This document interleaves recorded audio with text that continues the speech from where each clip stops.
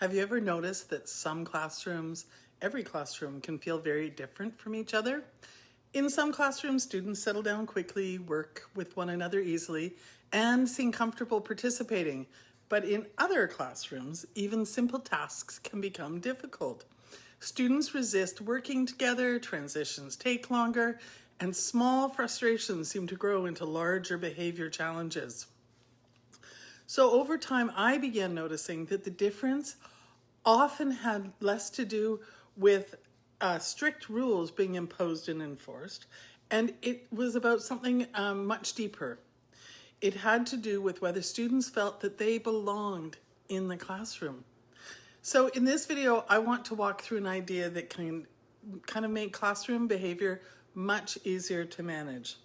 I'm going to talk about why classroom community has such a strong influence on behavior and engagement, and I'll share a few systems that can help students cooperating more naturally with the learning, becoming engaged with the learning and with each other. Excuse me. So when I talk about classroom community, I'm not simply referring to a friendly classroom atmosphere. A healthy classroom community is a learning environment where students feel safe, respected, and connected to the people around them. So when students begin to feel that sense of belonging, they often become much more willing to cooperate with the expectations, participate in the activities, and then support one another. So many behavior problems actually appear when students feel disconnected from the classroom environment. When students start to feel uncertain about their place in the classroom, they often protect themselves in different ways.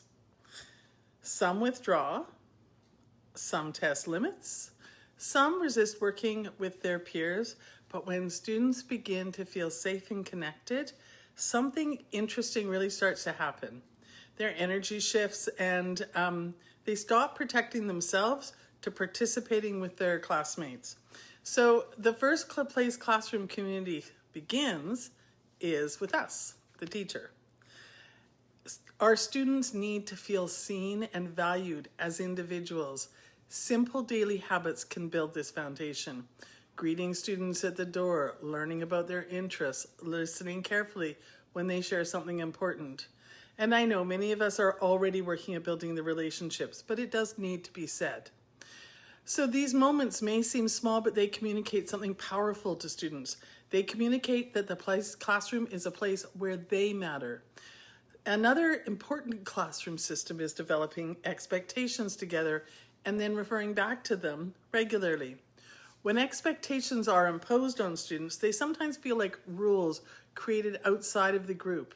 But when expectations are developed together, they begin to feel more like agreements that protect the classroom community as a whole. And students will often begin reminding each other. They begin noticing when something disrupts the environment, and over time the classroom culture begins reinforcing itself as they protect it. And sometimes that sounds like tattling, but then you work through that process with them too. One afternoon, I stood in the middle of my classroom and I looked around. It was noisy and messy and busy, exactly the way a healthy classroom often looks. Students were working with random partners to create kelp decorations for a seal garden we were building as part of a cultural study.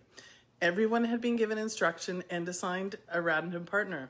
Like most children, they still preferred working with their best friends, but they did respectfully and kindly work with everyone.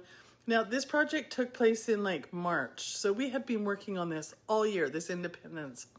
Only once have I ever seen a student react negatively to their assigned partner, actually.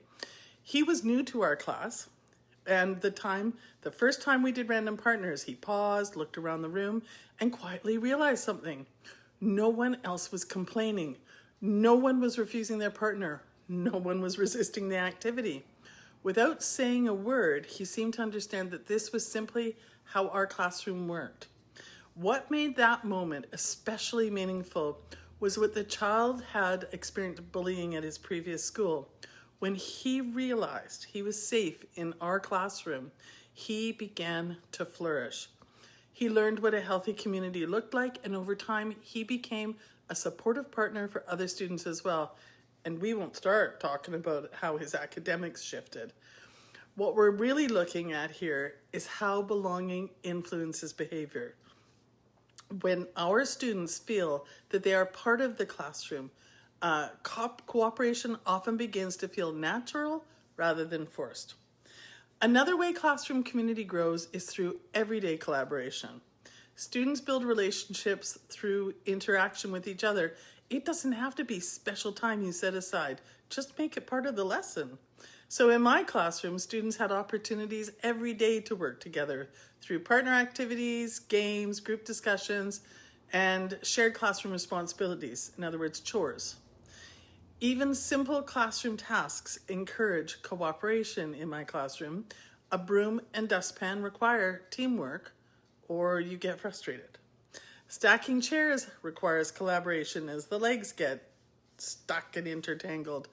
These everyday moments help students learn how to work together respectfully. Over time, these practices become part of a classroom system that helps students understand what learning and cooperation look like throughout the day. Sometimes it's helpful to pause and reflect on when classroom community is actually being taught in the classroom rather than simply expecting it to happen because we got all these kids together for a whole year or more in my case. Students usually learn these skills through daily experiences rather than formal lessons. This idea is one small part of the Calm Classroom framework, which focuses on helping teachers build calm, predictable classrooms through classroom systems like this one that work together. So you have community expectations, routines, social emotional learning, all interact to create environments where students feel safe enough to learn. Building classroom community alone will not eliminate every behavior challenge. And children are still learning, but when students feel that safe and connected, most of them naturally want to contribute positively to the classroom environment. Often the smallest classroom systems make the biggest difference in how a classroom feels each day.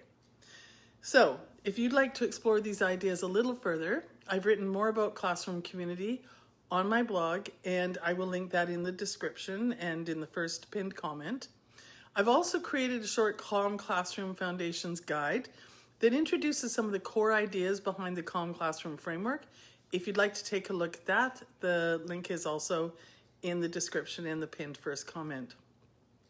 Thank you so much for sharing your time with me today.